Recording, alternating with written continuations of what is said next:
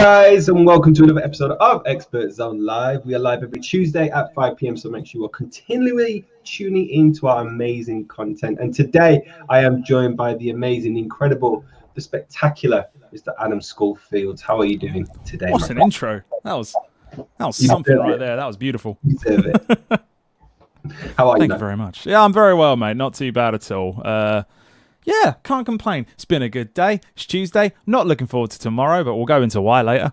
Yeah, it's been nice, mate. How are you? Dude, I'm cool, man. I am very well. We do have quite a few people in the chat today. So, Mr. Wookie Webster, hello. I think I saw Tarsin earlier as well. Hope first in, as always, Tarsin. First. We've got Mr. Games Guru. Tea time. Obviously, Team T over here, of course. No, don't get into that conversation. We don't need that here. Dude, green tea, FTWs, all I'm saying. Gareth Smith, who's watching is in the Windows Insider program? Yes, Gareth, of course, big Windows Insider advocate. So it always gets on some of the stuff we're going to be talking about early, which is quite cool. So yeah. And the last one, good Lord, a wild Reese has appeared. Is it the beard? Is it the beard? Maybe. We're looking very beardy today, can I just say? Like, it's beard time. Beard crew. So. Oh, man. So, Adam, what are we talking about today, man? Today we are talking Windows, my favorite subject, and Windows, the operating system, not the physical window, because that would just like this box here, because that would just be weird. Windows 10, because it is update season. So the October 2020 update has started rolling out, and we can get straight into it if you want, man. Just do it, man. Let's do it. I'm keen to learn, my friend. Okay, well, I'll tell you what. Before we get into it, let's just give you a quick look at what's coming up in the Windows 10 October 2020 update.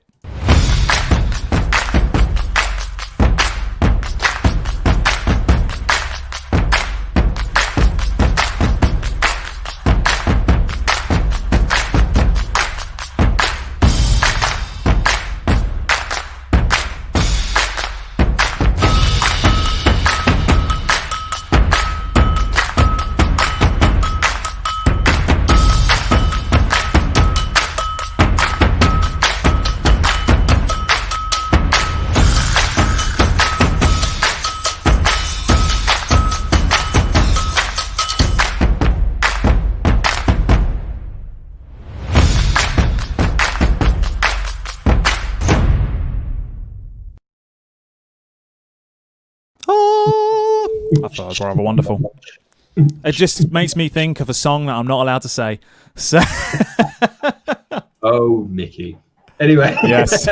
Didn't sing it, didn't count. I really enjoy Games Guru's comment of clocks going back, Windows update. It's all going on this month. Like, what glorious! So stressful. But yeah, so the Windows 10 October 2020 update. So for anyone that's not aware, who might be watching, so Windows, of course, has updates all year round. They're normally security updates that just happen in the background. You do get some minor updates every now and again, some patches and fixes and stuff like that, which might take a restart. And then twice a year, you get the major Windows 10 updates that introduce new features, new things going on. Now, the last couple updates have been a little bit more on kind of like the subtle side in terms of changes. We haven't seen anything big going on.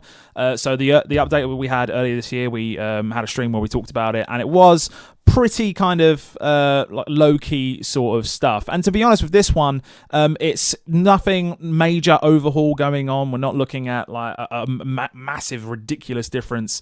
There's a collection of stuff that we're going to talk about. There's a couple features which I'd say are more major than anything else, and it's probably the closest we've had to a kind of relook, a kind of visual overhaul of Windows. Obviously, we're looking at Windows 10 right now. This is my Surface Laptop 3, and this is not a visual overhaul from what you can see here. It still looks exactly the same, but there are a couple things that we're going to look at, which is quite different. Oh, Hannah's in the chat. Hi, Hannah. Hello, Hannah. Hannah's going to be terrified about tomorrow as well. Again, we'll get into that later.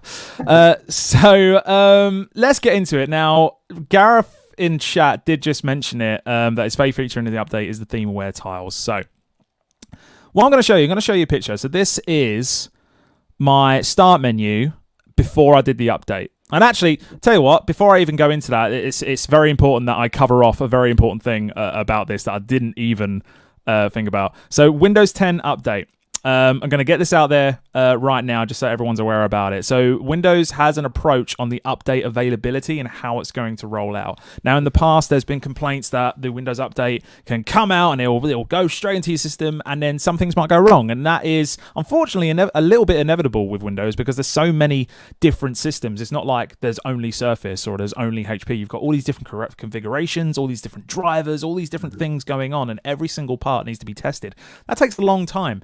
So what they're doing pretty much going forward, especially with this update, they're throttling the availability of the update initially. So the update is out, but it means that because they're throttling it over the next coming weeks, it means that you may not see the update straight away. And also more importantly, you might not see the update straight away because of the fact that they're kind of throttling the delivery of it, or you might actually have a device that has been recognized for having a compatibility issue with the next update. So they're kind of blocking it and holding it from your system until that's fixed, and then you get the update. So it's very important for maintaining a smooth experience for everyone. So I just wanted to get that out there. So if you're not seeing the update, or if you've got any customers who haven't seen the update yet, that is why they're doing it in a slower rollout. They're making sure that it's ready for your system before it's on there. Now, you can download this update early. You can go to Microsoft.com. You can find the update on there, and you can just download it yourself. There's nothing stopping you from doing that. Okay. Generally speaking, wouldn't recommend doing it because if you do have a device that does have a compatibility issue and you're not aware, you might just be walking into it. So just something to be aware of. I did download this onto my one for the benefit of all of you here today. But yeah, so that's just my camera. Sorry. I was like, I don't know where you're going at the way. But yeah, that is, as I say, just to kind of lay the foundation there of how they're going to roll this update out. So very much a focus on making it as smooth as possible for people. Does mean that you may not see it straight away. So that makes sense. There you go. So let's get back to this screen here. So as I was saying, this is the old start menu. So this was the old start menu in dark theme. And what I'm going to do, I'm just going to bring up the new one straight away, Reese. And then I'm going to ask you now, to be fair, is there anything that you can particularly key out for like kind of features of this particular start menu? What can I key out? Just the icons, the icons in general, yep. Messages. It's nothing standard from what I normally use. Yeah, there you go. So here is what the new one looks like. Granted, we're switching to light theme here, so it's going to look like an even bigger shift. Here is the start menu on Windows 10 now. What can you notice about it, apart from the fact that we switched to light theme? It's nice. It's clean. The icons seem sharper on the apps, so on the panel bit. The moving by the looks of it, so it's actually giving you plan your task for today, that bit. Yeah, so my to-do bits and my photos, they'll move anyway. The live tiles in that regard have been a thing pretty much since Windows 8 really. But the biggest difference, if we look at that again, is you can see here I've got basically a box around every single icon. This is through the entire start menu. I've got it around the store there, Office, Edge. Everything has a box. It's very much a Windows 8 look. So the biggest difference they've made is they've gone all in on these transparent tiles. So now in the start menu, there are no tiles. It's just the logo. It's just the icon itself. Much, much cleaner. And the same with all of your pinned tiles as well. It just gives you a much cleaner look. The advantage to it is what Gareth mentioned earlier is with these transparent tiles, it does change depending on what your background is like. So if I personalize my background for a moment, let's go with a various theme. Let's go with a really colorful theme. So for anyone that doesn't know, you can actually go to a Microsoft store and download a bunch of different themes for free, created by Microsoft as well. So if we change to this one, now this one has switched it to the dark theme, so we can have a look at that as well. So you can see, again, it's probably a bit more obvious in terms of looking at the difference between the two. The fact that those tiles have changed, it's a much more obvious shift because we're not distracted by switching to light theme. But if if I get out of this, but the biggest thing is that there is now a much clearer transparency between the start menu and the background itself. It's much more obvious if you have light mode turned on. So if you ever want to just have light mode, you can go to right click, go to personalize, go to themes. Not themes, sorry, you go to colors, and then you can switch your Windows mode to either absolutely everything light or absolutely everything dark. In my case, everything's going to be light. And then you can see there, I've now got a slight pinkish hue to the start menu itself. So that transparency does come into play. You can turn the transparency effects off. It's in your accessibility options if you don't want them. But you will see a slight difference depending on the kind of colors that you have on your background and stuff. I'm going to go ahead and switch that back to my Windows Light theme. So hang on, let's do that. Quite impressed by that. As Miss Hannah the Evangelist said, it's translucent. Translucent. It's a translucent. It's a really, really nice effect, actually. I'm quite like it. It's cool. It's different. It's very nice. It's very, very nice. We're live, folks. Love that. I've changed it, and I just had a random black screen there for a moment, but we're back. So yeah, one thing I will say about the start menu with it now having these more transparent tiles and this much cleaner look to it. Once my main system that I normally use is back onto the latest update, I'm probably going to start using light theme more, because I used to use light theme all the time, and then I switched back to dark for whatever reason, and I can't really remember why. But I think following this, I will be switching back to light theme, because it looks so clean and just slick and very. Well, I would say very 2020, but I feel like it's a very bad thing to compare anything to 2020, frankly. It's not very 2020, but it's very clean. It's very modern-like, and it's, as you mentioned, there's a few changes here and there, but them little changes really add to it. It's really added to absolutely. It's worth adding as well. So the actual update experience itself. So the update for me took less than 5 minutes. So it will do, and this is keeping in mind that I had to download it externally. This didn't go through Windows Update. So in my case, it downloaded everything in the background whilst I was still using my system. Of course, if you're on more of an entry system with less power, you may want to just leave that to do itself. But in terms of the restart process, less than 5 minutes, and I was in. So we're not looking at those hour-long kind of update processes or anything like that people still talk about. It's very much just a kind of one-and-done type deal. Like, put it on the restart, go get yourself a drink, come back, it's probably done. So, and then... Sorry? I was interested in something you mentioned earlier about some devices, and they might experience some issues if they do this update. What kind of experience would they get? What kind of things should you work out for? Honestly, depends on the machine. Now, this is what I mean in terms of where they're putting a hold on some systems getting an update. If a system is old to the point where it can no longer run the most recent update, it will just stop receiving those updates, like just full stop. Like, it will still receive security patches, but it won't see the newest features where, granted, as time goes on, all these different operating systems are kind of kept active for the latest stuff. And so naturally, very, very old systems are going to fall behind. In terms of if you've just got a current system, if you've got like an entry system, like a 200 quid laptop and stuff, those run really, really well for like browsing and stuff like that. But when it comes to doing an update, most times if you do an update, you just have to kind of let it do its thing and then come back to it. It's one of the disadvantages of a lower powered device, I suppose. Runs brilliantly when you're just using it for like browsing and emails and that sort of thing. But if you are doing the update, you kind of just have to let it do its thing and then come back to it. So that's the only thing I'd say. But then if you're looking at an everyday device or a premium device especially, then it will just do it in the background, carry on doing what you're doing, and then just do the restart and you're good. Right. Guys, what do you guys think in the chat? What do you think of this update so far? How are you finding the, as Hannah says, translucent menu? It'd be interesting to see what your thoughts are in the comments, guys. It's very nice. And I just wanted to look at this as well. So this was I took a screenshot of this as soon as I did the update. And this was this tips menu that appears as soon as you've done it. Just get this lovely little window appear at the front, and it just straight away there tells you what's new. It's one of the most annoying things I've found from previous updates of operating systems. When you update it, there's loads of new stuff, but you've no idea. So you don't know what the new stuff actually is, and you have to kind of research it. So here, the tips app is something that's pre-installed to every Windows machine. If you've never used the Tips app before, it's brilliant. Go check it out.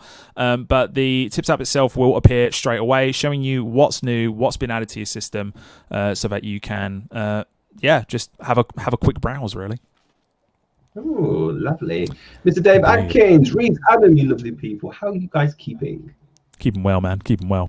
Pretty well, my friend. We're not doing too bad. We're talking about updates, my friend, on Windows. We've covered quite a bit here, my friend. Yes, we're going to cover now probably my favorite addition to this. So, Reese, do you know or do you use the shortcut Alt-Tab? No, I don't actually. Are you aware of it? Yeah, I know it. Okay, cool. So, because Alt-Tab is pretty much one of the most well-known, recognized Windows shortcuts in Windows, but you're either someone who uses it all the time, or you're someone who never uses it, might not even know about it, which is mental considering how many people do actually use Alt-Tab. Now, Alt-Tab, of course, is the wonderful little shortcut where you can tap it and then you get your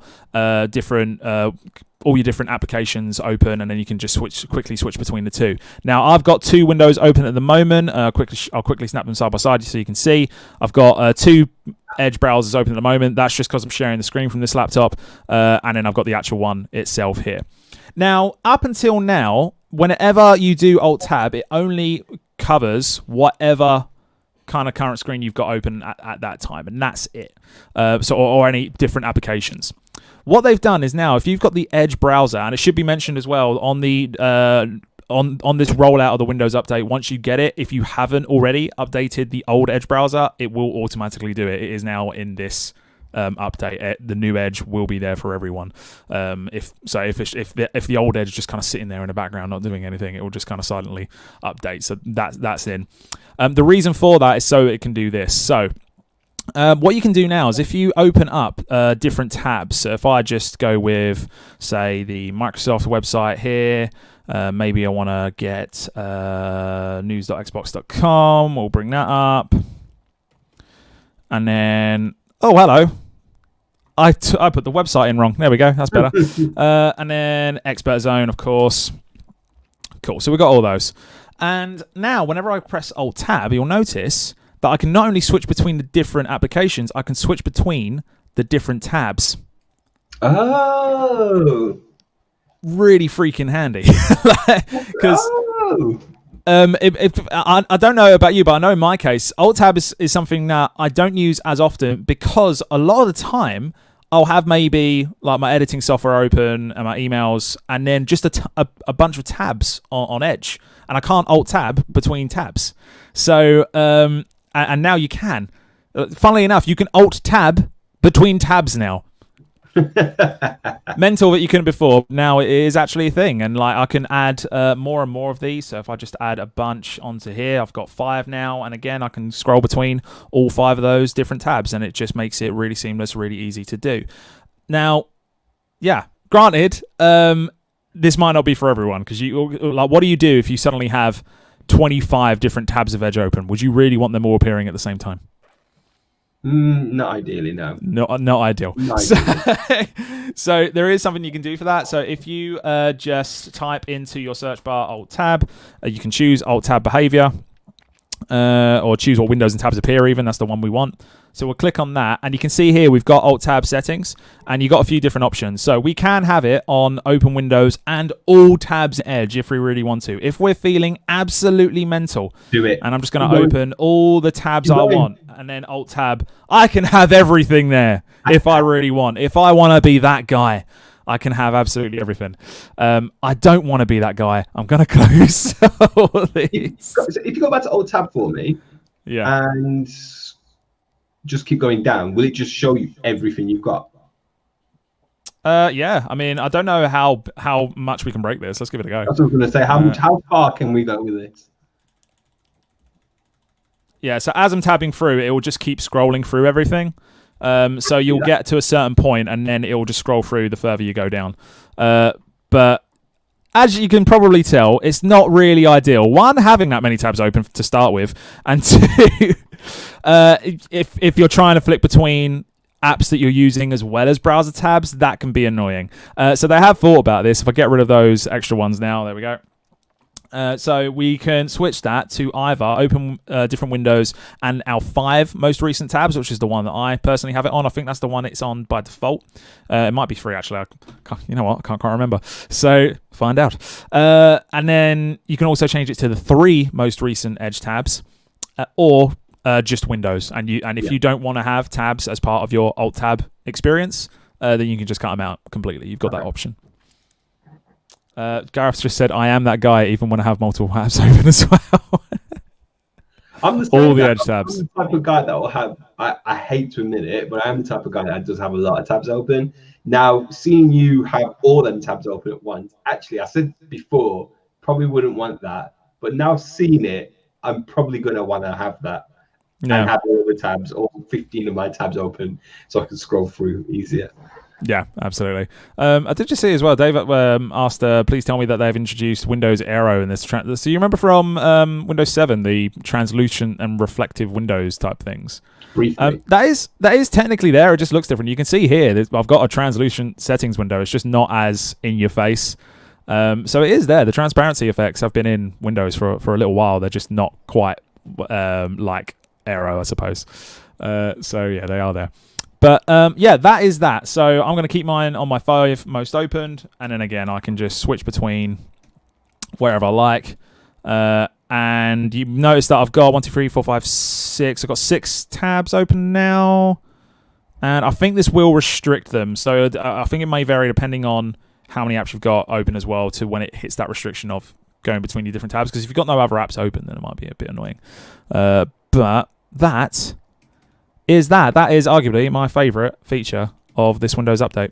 I was going to ask you, that's going to be my next question. So you choose the tabs over the new kind of look and style? Yeah, I probably would, and I'll tell you why. And Gareth has just reminded me of this. Gareth in the chat put in fluent design. There's this whole idea of staying in your flow, right? So like no matter what you're using, you kind of not getting rid of distractions and being able to stay in your workflow. If you're a user of the Office Online apps, this as a new feature is ridiculously useful. Because if you can imagine, I'll switch to my personal profile here to do this. And if we were to open up just some random apps, I'm just going to end up opening some random stuff here, so bear with me. Oh, apparently never used Excel Online, so let's bring that one up. There we go. Cool. So we've got our different apps open here. So maybe if you are a user of the Office applications for the web, which are great on entry devices and such as well, really, really useful and great across devices to have the same experience. And if you've got 365, you get all the premium features still. And the fact that before Alt-Tab would only work for me if I had the desktop applications. So if I had those downloaded, then I could Alt-Tab between them. But now I've got Word, Excel, and PowerPoint open in Edge, and I can still Alt-Tab between the different ones. Dinosaurs! And I've still got that experience there. So like when you start thinking of it in terms of workflows and the different tabs that you need to have open in an Edge browser, rather than having to force yourself to separating them into different windows and all that sort of thing, it just makes that whole process easier. That's actually quite impressive. I didn't think you'd be able to do that. I thought it'd be something solely for the Edge browser. No. So, like as I say, if it's where the online versions of Office, it's another reason why they're good options. Again, granted, if you're using them for free, you get very limited features. But if you're on Microsoft 365, you get the majority of what you can do on desktop, just using the online versions, which is super handy. And then you still get that experience to switch between any of them. But there you go. What else have we got? Let me quickly have a look at my notes. So we talked about Edge, which is now going to be updated. The old Edge is officially going away. So this update will bring the new Edge to anyone that hasn't got it. Mm-hmm. You've got Alt-Tab being the shortcut Alt-Tab now being available within Edge as well. The start menu itself is more streamlined. One for any screen buffs. So if you are a fancy person and you have a display with a high refresh rate, So by high refresh rate, so the one I'm on right now is a 60 hertz display. There was a question just down there around if we've been hands-on with the Series S or X hardware. No, of course we're not. We're not that lucky. But of course, those systems will go up to 120 FPS, which needs 120 hertz display. You may have a 120 hertz display that you use for Windows. So what you can do, if you go to advanced, I believe it's called advanced display settings. So let me put that in. Is it display info? No. There we go. So you can see I've got my refresh rate down here. So Windows now supports higher refresh rate monitors. So if you do have a monitor that is 120 hertz, or it's higher than that, like 240, whatever, you can now switch the refresh rate so that the visuals when you move between the start menu and all of that will now match what your monitor is capable of, and you'll get that extra smooth, extra streamlined kind of style going on. So yeah, but up until then, you kind of locked to 60, which I'm locked to anyway. But you've now got that experience if you want it, which is really cool. It surprised me, Adam, as someone who's you were quite a techie guy. I thought that would be your favorite feature. I don't have a higher than a 60 hertz monitor, so it's not something I've got to experience. And yeah, I'm a fan of 60 hertz. I'm happy at 60. I'm happy at 60. That's your happy place, right? That's where it's all cool. There you go.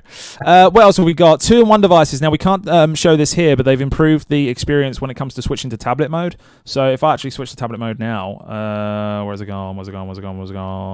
There we go. So you'll notice the actual screen itself looks fairly familiar now. I believe they are meant to be introducing a function to it where the apps stay at the bottom as well, although I personally haven't got that. Which I find a bit strange. So I'm not sure if that's an update that they're putting in a little bit later, or if that might just be a bug. But in any case, now the experience when switching to tablet mode, you're no longer bothered by that annoying notification. By default, it will just switch to tablet mode. But the way that they've done it is still a very kind of easy to use, very streamlined system. So yeah, that's just a kind of ease of use update, I guess, getting rid of the annoying notification every time you detach the keyboard or flip it into 2-in-1, which I always found infuriating because it always felt like even if I told it not to show the notification, it still would. Don't know if that's just me, but yeah, there you go. So again, that's a very small one, but that is there for those that need it. Now, this is quite cool. New app icons for the notifications. So again, very, very kind of minor thing. If you're on a Windows device right now and you haven't got the update, look at your Action Center and look at the notifications, and you'll notice that these have changed a slight bit. So granted, not in this particular area here, but we're talking more of the ones that kind of ping out. So what I mean is, if I was to do a screen snip, so if I quickly do that now, when that comes in, it's ever so slightly. I'm going to print screen again so that we can freeze that. In fact, I'll even take a screen snip of that. There we go. So, and yeah, it's very, very slight. It's not much at all. But the most they've done, and again, we're talking more accessibility here and ease of use. Before, whenever you did, and try it yourself on your own system if you've not got the update yet, take a screen snip and see how the notification comes out. And you notice it's normally just a little logo, and then it just has the information that it's telling you about. And you might have some notifications every now and again where you see the logo, but you might be like, you know what? I have no idea what that is. So this, again, very minor kind of ease of use territory, but it now just has the logo, what the app is, then your information. So again, very minor thing, but it's one of those things that some people, you might not even think about until it's actually there, and you're like, oh yeah, it's better. And yeah, very, very kind of simple thing. See this kind of theme we're going on with the Windows updates, having more of a kind of casual, minor update theme to it, to just like little things to tweak to make the whole experience better, rather than one massive overhaul, which might break everything. I've got 2 words for this update: translucent and fluidity. They're the key words of the day, guys. I think it all plays a part. I mean, when you're showing tablet mode, it's consistent theme, but it's just an ease of use of getting from tablet mode to getting out of tablet mode, and I quite like that. I think it adds another layer to our operating system. Yeah, just quickly having a look through the questions as well. Gareth mentioning a new feature come to this update in a few weeks is Meet Now. Yeah, that is. They announced this is a Skype thing. So in Skype, you can there's a Meet Now button, like you just chat on the person, Meet Now. They're testing moving that into Windows, so you actually have a button in Windows where you click on Meet Now and then boom, you're in. So that's quite cool. That again, insider stuff from Gareth, the Windows Insider Man. We've got Derek saying sounds like an exciting tune for Edge and Windows in general. Yeah, it really is. Dave Atkins with sorry for the dumb question, guys. I know the Surface Duo runs Android 10, but will any of the synergy from this update filter over into it? Honestly, no idea. And that's mainly because, as you say, it's on Android. So I know that they like to keep them similar. In the UK and Ireland, we don't even have the Surface Duo over here yet. It's only in the States, so we have pretty limited information.